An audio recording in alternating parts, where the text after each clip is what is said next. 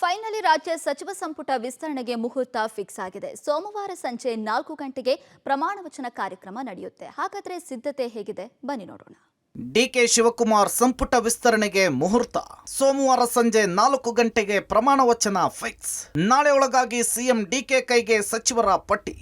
ರಾಜ್ಯ ಸಚಿವ ಸಂಪುಟ ವಿಸ್ತರಣೆಗೆ ಕೊನೆಗೂ ಮುಹೂರ್ತ ನಿಗದಿಯಾಗಿದೆ. ಸೋಮವಾರ ಸಂಜೆ 4 ಗಂಟೆಗೆ ನೂತನ ಸಚಿವರ ಪ್ರಮಾಣ ವಚನ ಕಾರ್ಯಕ್ರಮ ಫಿಕ್ಸ್ ಆಗಿದೆ. ಕಾಂಗ್ರೆಸ್ ಹೈಕಮಾಂಡ್ ಅಂತಿಮ ಹಂತದ ಒಪ್ಪಿಗೆ ನೀಡಿರುವ ಹಿನ್ನೆಲೆಯಲ್ಲಿ ಸೋಮವಾರ ನೂತನ ಸಚಿವರ ಪ್ರಮಾಣ ವಚನ ಸ್ವೀಕಾರ ಕಾರ್ಯಕ್ರಮ ನಡೆಯಲಿದೆ. ಪ್ರಮಾಣ ವಚನಕ್ಕೆ ಲೋಕಭವನದಲ್ಲಿ ಸಿದ್ಧತೆ ಮಾಡಿಕೊಳ್ಳುವುದಕ್ಕೆ ಸಿಎಂ ಡಿಕೆ ಶಿವಕುಮಾರ್ ಸೂಚಿಸಿದ್ದಾರೆ. ನಾಳೆ ನೂತನ ಸಚಿವರ ಪಟ್ಟಿ ಸಿಎಂ ಡಿಕೆ ಶಿವಕುಮಾರ್ ಕೈ ಸೇರಲಿದ್ದು, ಸೋಮವಾರ ಸಂಜೆ 4 ಗಂಟೆಗೆ ನೂತನ ಸಚಿವರ ಪ್ರಮಾಣ ವಚನ ಫಿಕ್ಸ್ ಎನ್ನಲಾಗ್ತಿದೆ. 18ಕ್ಕೂ ಹೆಚ್ಚು ಸಚಿವರು ಪ್ರಮಾಣ ವಚನವನ್ನು ಸ್ವೀಕರಿಸುವ ಸಾಧ್ಯತೆ ಇದೆ. ಈಗಾಗಲೇ ಹೈಕಮಾಂಡ್ಗೆ ಸಿದ್ದರಾಮಯ್ಯ, ಡಿಕೆಶಿ ಇಬ್ಬರೂ ಪ್ರತ್ಯೇಕ ಪಟ್ಟಿಯನ್ನು ಕೊಟ್ಟಿದ್ದು, ನಾಳೆ ಸಂಜೆ ಹೊತ್ತಿಗೆ ಅಂತಿಮ ಪಟ್ಟಿ ತಲುಪುವ ಸಾಧ್ಯತೆ ಇದೆ. ಮೂಲಗಳ ಪ್ರಕಾರ ಖಾಲಿ ಇರುವ 20 ಸ್ಥಾನಗಳ ಪೈಕಿ 18 ಸ್ಥಾನಗಳು ಭರ್ತಿಯಾಗೋ ಸಾಧ್ಯತೆ ಇದೆ.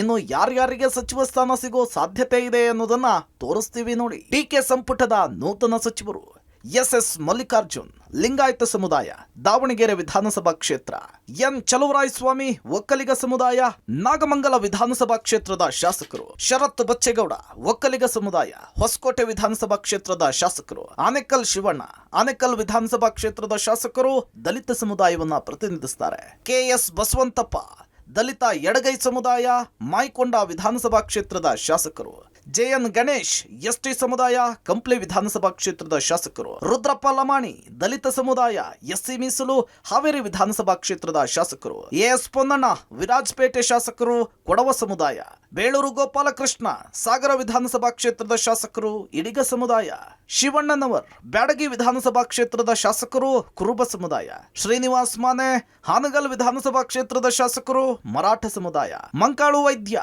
ಮೊಗವೀರ್ ಸಮುದಾಯ, ಭಟ್ಕಳ ವಿಧಾನಸಭಾ ಕ್ಷೇತ್ರದ ಶಾಸಕರು. ಇವರೆಲ್ಲರೂ ಕೂಡ ಲಿಸ್ಟ್ ನಲ್ಲಿದ್ದಾರೆ ಅಂತ ಹೇಳಲಾಗ್ತಿದೆ. ಸಿಎಂ ಡಿಕೆ ಸಂಪುಟ ಸೇರ್ತಾರಾ ಜಮೀರ್? ಹೈಕಮಾಂಡ್ ಮಟ್ಟದಲ್ಲಿ ಫೈನಲ್ ಮಾತುಕತೆ.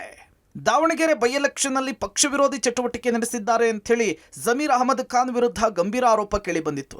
ಈ ವಿಚಾರ ರಾಜ್ಯ ಕಾಂಗ್ರೆಸ್ನಲ್ಲಿ ಕೋಲಾಹಲ ಸೃಷ್ಟಿಸಿತ್ತು. ಇದೇ ವಿಚಾರವಾಗಿ ಮೊನ್ನೆ ತಾನೇ ಮಾಜಿ ಸಚಿವ ಜಮೀರ್ ಹೈಕಮಾಂಡ್ ನಾಯಕರು ಹಾಗೂ ರಾಜ್ಯ ನಾಯಕರ ಕ್ಷಮೆಯಾಚಿಸಿದ್ರು. ಇದೀಗ ಸಿಎಂ ಡಿಕೆ ಸಂಪುಟದಲ್ಲಿ ಮಾಜಿ ಸಚಿವ ಜಮೀರ್ ಇರ್ತಾರಾ ಅನ್ನುವಂತಹ ಪ್ರಶ್ನೆಗಳಿದ್ದಿದೆ. ಜಮೀರ್ ಭವಿಷ್ಯ ಇವತ್ತು ನಿರ್ಧಾರವಾಗಲಿದ್ದು, ಹೈಕಮಾಂಡ್ ಮಟ್ಟದಲ್ಲಿ ಫೈನಲ್ ಮಾತುಕತೆ ನಡೆಯಲಿದೆ. ಸಿದ್ದರಾಮಯ್ಯ ಸಂಪುಟದಲ್ಲಿದ್ದ 6 ಮಂದಿ ಸೇರ್ಪಡೆಯ ಬಗ್ಗೆ ತೀರ್ಮಾನ ಮಾಡಲಾಗಿದ್ದು, ಹೈಕಮಾಂಡ್ ಪಟ್ಟಿ ನಾಳೆ ಸಂಜೆಯೇ ಸಿಎಂ ಕೈಗೆ ಸಿಗುತ್ತೆ.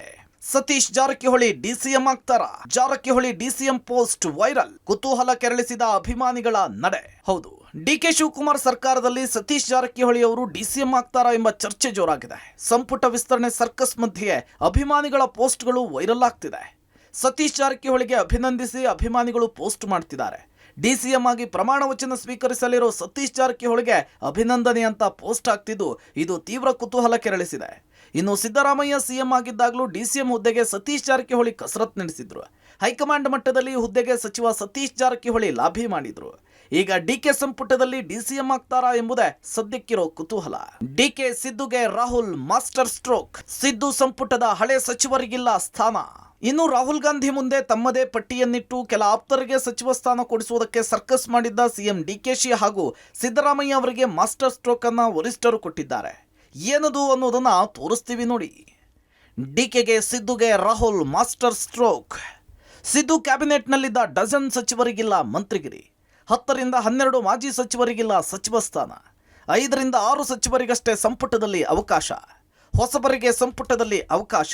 ಜಾರಕಿಹೊಳಿ ಮತ್ತು ಎಂಬಿ ಪಾಟೀಲ್ರಿಗೆ ಡಿಸಿಎಂ ಪಟ್ಟ ಕಟ್ಟುವುದಕ್ಕೆ ಡಿಕೆ ಪಟ್ಟು. ಬಿಆರ್ ಪಾಟೀಲ್ಗೆ ಸ್ಪೀಕರ್ ಸ್ಥಾನವನ್ನು ಕೊಡಬೇಕು ಅಂತ ಸಿದ್ದು ಮನವಿ ಮಾಡಿದ್ದಾರೆ ಎನ್ನಲಾಗಿದೆ. ಜಮೀರ್ ಅಹಮದ್ ಸಂಪುಟಕ್ಕೆ ಸೇರ್ತಾರಾ ಇಲ್ವಾ, ಈ ಕುತೂಹಲ ಇದ್ದೇ ಇದೆ. ಇವತ್ತು ಅದು ಕೂಡ ಡಿಸೈಡ್ ಆಗುತ್ತೆ. ಸಿದ್ದರಾಮಯ್ಯ ಸಂಪುಟದಲ್ಲಿದ್ದ 5-6 ಸಚಿವರು ಈಗಲೂ ಕೂಡ ಸಂಪುಟಕ್ಕೆ ಸೇರಬೇಕು ಅನ್ನೋದ್ರ ಬಗ್ಗೆ ಕೆಲ ನಾಯಕರು ಪ್ರಸ್ತಾಪ ಮಾಡಿದ್ದಾರೆ. ಆದರೆ ಕಾಂಗ್ರೆಸ್ನ ಹೈಕಮಾಂಡ್ ಮಟ್ಟದಲ್ಲಿ ಬೇರೆ ಬೇರೆ ರೀತಿಯ ಲೆಕ್ಕಾಚಾರ ನಡೀತಾ ಇದೆ.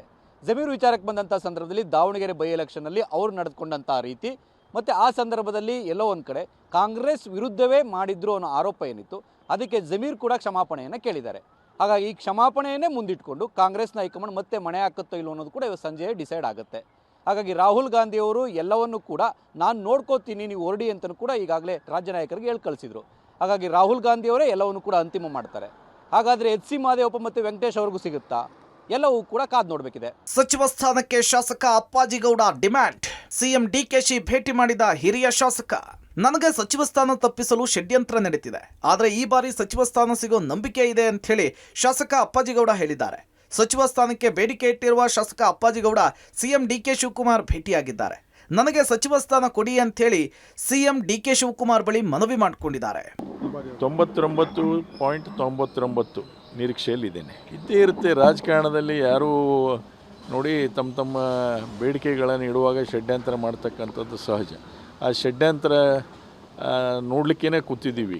ಈಗೆಲ್ಲರೂ ಏನಪ್ಪ ಅಂದ್ರೆ ಬಂದಿದ್ದಾರೆ, ಅವರೆಲ್ಲ ಮಾಹಿತಿ ತರಿಸ್ಕೊಂಡಿದ್ದಾರೆ. ಹೊಸದಾಗಿದ್ದರೂ ಕೂಡ ಈಗೆಲ್ಲ ಮಾಹಿತಿ ಯಾರ್ಯಾರು ಏನಿದ್ದಾರೆ ಅಂತ ತರಿಸ್ಕೊಂಡಿದ್ದಾರೆ. ಮುಖ್ಯಮಂತ್ರಿಯವರಾಗಲಿ ಮಾಜಿ ಮುಖ್ಯಮಂತ್ರಿಯವರಾಗಲಿ ಎಲ್ಲರೂ ನಮ್ಮ ಬಗ್ಗೆ ಪರಿಚಯ ಇದ್ದವರಿದ್ದಾರೆ. ಅವ್ರ ಮಾಹಿತಿಯನ್ನು ಕೊಟ್ಟಿರ್ತಾರೆ. ನೋಡೋಣ ಏನಾಗುತ್ತೆ, ಕಾದು ನೋಡೋಣ. ಒಟ್ನಲ್ಲಿ ರಾಜ್ಯ ಸಚಿವ ಸಂಪುಟ ವಿಸ್ತರಣೆಗೆ ಕೊನೆಗೂ ಮುಹೂರ್ತ ನಿಗದಿಯಾಗಿದೆ. ಸೋಮವಾರ ನೂತನ ಸಚಿವರ ಪ್ರಮಾಣ ವಚನ ಕಾರ್ಯಕ್ರಮ ನಡೆಯಲಿದೆ. ನಾಳೆ ಸಿಎಂ ಕೈಗೆ ಸಚಿವರ ಲಿಸ್ಟ್ ಸಿಗಲಿದ್ದು, ಯಾರಿಗೆ ಸಚಿವ ಸ್ಥಾನ ಸಿಕ್ಕಿದೆ, ಯಾರಿಗೆ ಕೈ ತಪ್ಪಿದೆ ಅನ್ನೋದು ಸದ್ಯಕ್ಕಿರೋ ಕೌತುಕವಾಗಿದೆ. Political bureau, public TV.